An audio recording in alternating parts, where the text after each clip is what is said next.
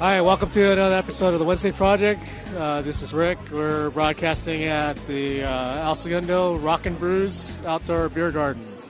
Today's episode, we want to talk about the Panda 2.0 update. Previous video that we did, we talked about the Panda update. That was to do duplicate content farms. So what is this Panda Panda 2? Panda 2 is really just a continuation of what Google's trying to do with devaluing content farms and promoting good content and promoting unique and relevant information that good sites create. And just trying to deal with the spammers and the made-for-AdSense sites that have been polluting the web, in my opinion, for a long time. So they rolled out with Panda. What were some of the effects that had, versus what are they trying to do with this new rollout? Well, the effects of Panda, of the original Panda, were pretty bad for some sites. A lot of sites that should have been ranked really got crushed. And sites that had a lot of original content, a lot of original information, especially some forum websites, they just took a big hit in traffic and long-tail search results because Panda incorrectly categorized their results or their content as either duplicate results or spam. So Panda 2 was really an attempt to fix that and to bring back the good sites that were accidentally affected by the original Content Panda update. Do you know what some of the things that they did that changed the way Panda 2 is used? Some things I've seen are the way that they value user-generated links. So blog comment links, forum links, other links on newspaper sites, where people are actually, creating their own links inside of content.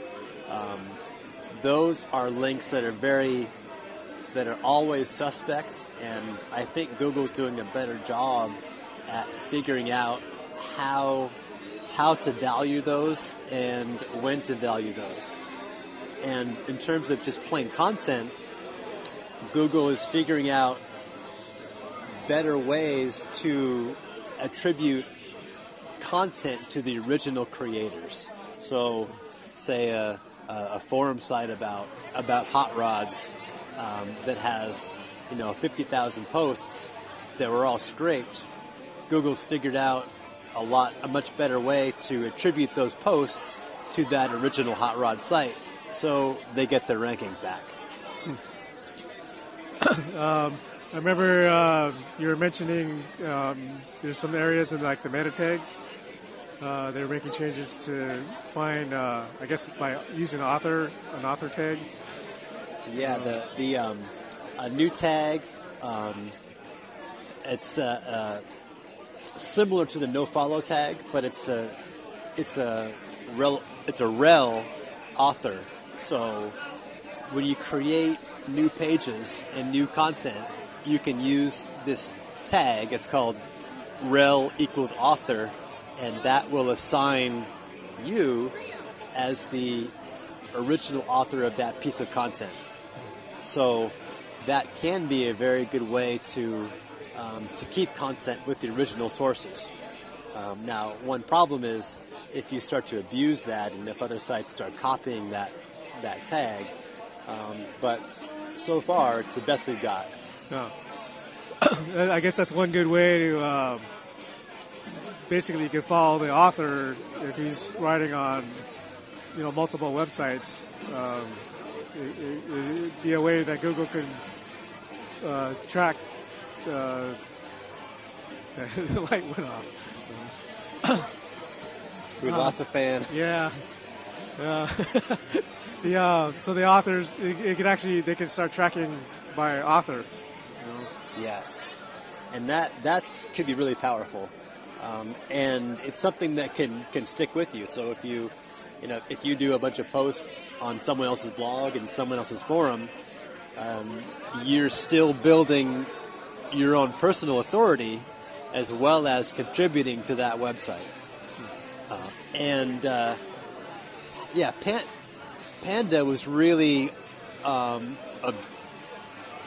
big algorithm change that tried to deal with a lot of big websites. A lot of sites that really had hundreds of thousands of pages, and all written by humans. Maybe good or maybe not, but big authoritative sites that sort of competed against a site like Wikipedia, except the content farms were all monetized. So the Panda was trying to deal with all these big companies that are trying to really just cash in on the search results, and then Panda 2 is trying to bring back all the mostly smaller sites that got affected when they tried to take out the bigger guys. So, I mean, there's still a little bit of relevancy, I think, with larger companies, that they are able to produce more and get content out there in the search results to see what is relevant to somebody for a large search versus if they wanted to do like an independent small search. I mean, I guess you're getting to the point where we're talking about individual search results for individual people. Yeah, and that's really where things are going. So Google's goal, I think, is to create a totally different search result for every single person. So in terms of SEO, it's kind of going to put the people that do SEO in a much different position, because your results are going to be based on if you like certain things. Like say you like the Beatles, and say you like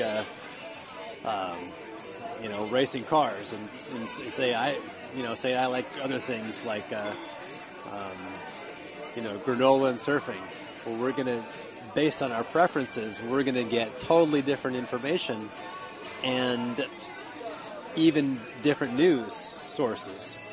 So the way that a traditional marketer would push sites up to the top is going to have to be more social. It's going to have to sort of go into the kind of the friend, Facebook, tweeting and sharing aspect to be effective. Yeah. Well, I guess we got to just see again, what changes they make and how they roll them out and how things get affected. So and still it's next year this time it'll be something else. It'll be the evolution of Panda, which kangaroo. Yeah. So I got the name. It's Kangaroo 1. So. All right. Well, look for Kangaroo in quarter 2 of 2012. Yeah. All right. We're going to end this episode. Again, this is Kaylee Voss from NetPass, and my name is Rick from SummerNet. I'll talk to you guys later. Thank you.